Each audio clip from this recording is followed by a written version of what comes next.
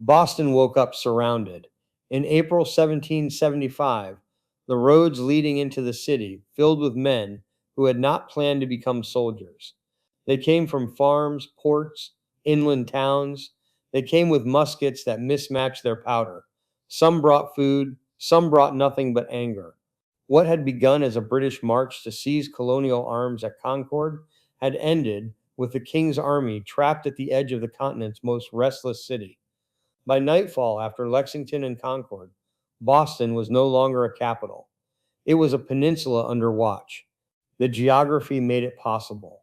Boston sat on a narrow neck of land, water on three sides, dependent on a countryside that no longer cooperated. Once the militia closed the land routes, the British Army under General Thomas Gage was confined to the city and its harbor. Roughly 6,500 professional soldiers, trained, disciplined, and well equipped, now relied almost entirely on the Royal Navy to eat, move, and communicate. Outside the city stood something far less tidy.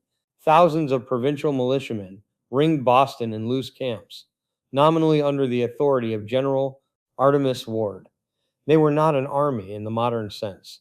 Units elected officers. Enlistments expired in months. Powder was scarce. Cannon were nearly non existent. What they had was position and numbers. They controlled the land. The British did not. The siege wasn't declared. It simply settled in. Early on, the fighting came in fragments. Ward understood that the British garrison depended on the harbor islands for food and forage. Livestock grazed there. Hay was stored there. If those islands could be stripped, the city would starve faster than it could be bombarded. Raids followed: Grape Island, Noddle's Island, Hog Island, small, sharp encounters where militia waded through marsh and water, hauling cattle away under fire. The most consequential of these fights came at Chelsea Creek in late May. Colonial forces under John Stark and John Nixon clashed with British troops and naval units in the tidal flats north of Boston. The fighting was chaotic and close. At its end, the British armed schooner Diana lay wrecked and burning after running aground. It was the first time American forces had destroyed a British warship in the conflict. It mattered, not for its scale, but for what it proved. The militia could coordinate, they could adapt, they could win. Then came June. The Americans moved onto the Charlestown Peninsula, digging in on Breed's Hill. The British responded with a direct assault.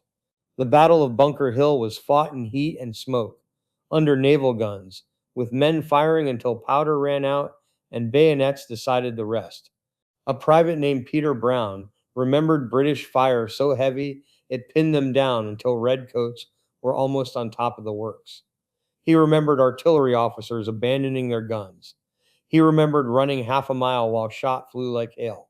The British took the ground. They paid for it in blood. By the time the smoke cleared, more than 1,000 British soldiers were dead or wounded. It was a victory that convinced London the rebellion was no minor disorder. For the Americans forced to retreat, it was something else: proof. They could stand. They could kill professional soldiers in large numbers. The war had changed shape. 2 weeks later, George Washington arrived. He found a force long unresolved and short on everything else. Powder counted in days, arms mismatched, discipline uneven. Washington didn't attempt brilliance. He imposed order. He organized the camps. He enforced rules. He spent months doing the unglamorous work of building an army while holding a line he could not yet move.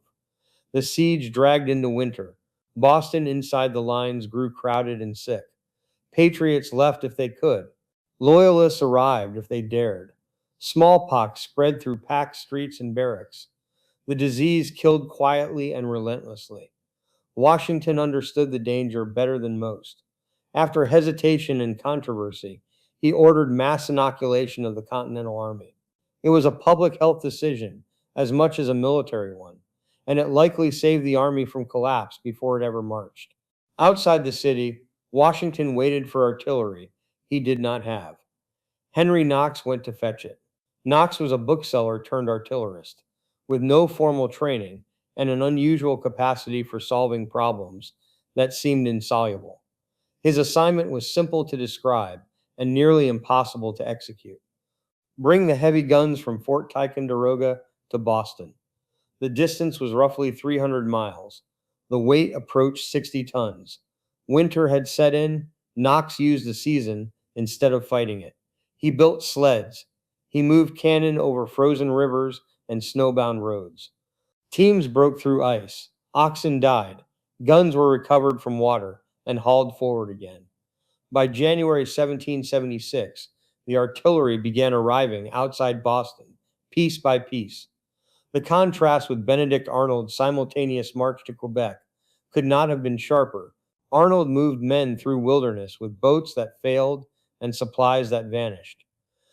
Knox moved iron across settled ground with equipment designed for the task. One expedition collapsed under its own ambition. The other succeeded because it understood its limits. By early March, Washington was ready.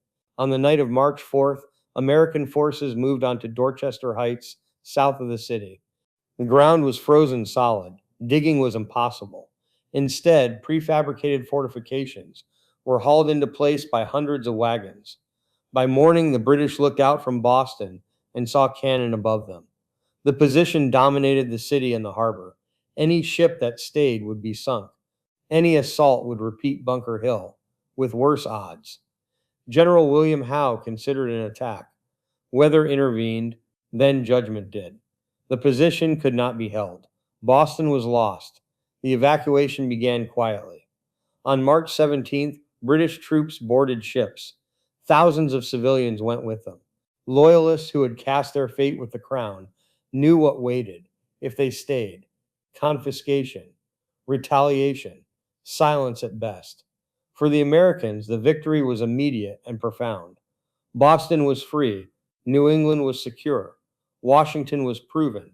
But the siege had never been only about armies. It was about neighbors. Inside Boston, families were split by allegiance.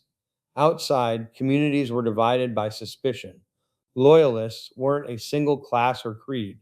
They were artisans, laborers, farmers, merchants. Some believed the rebellion reckless. Some feared mob rule.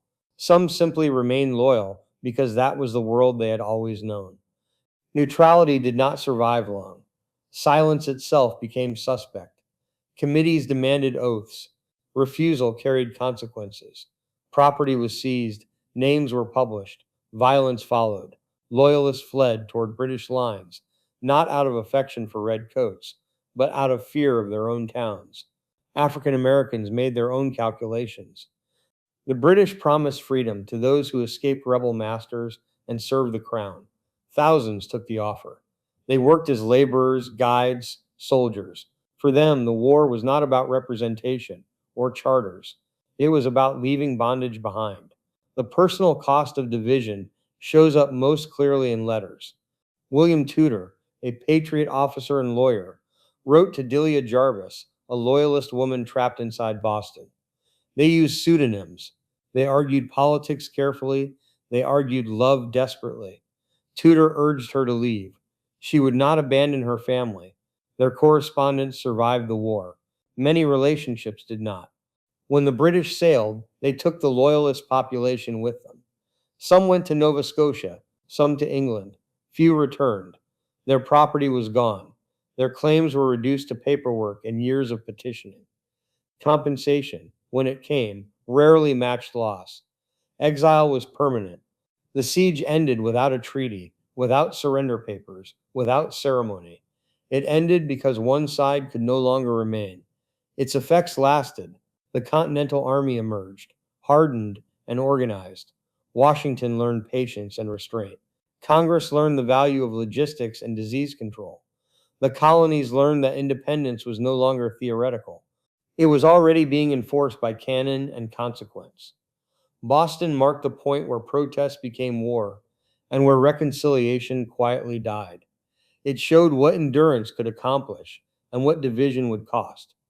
By the time the Declaration of Independence was written, months later, the argument had already been made in frozen ground and emptied streets.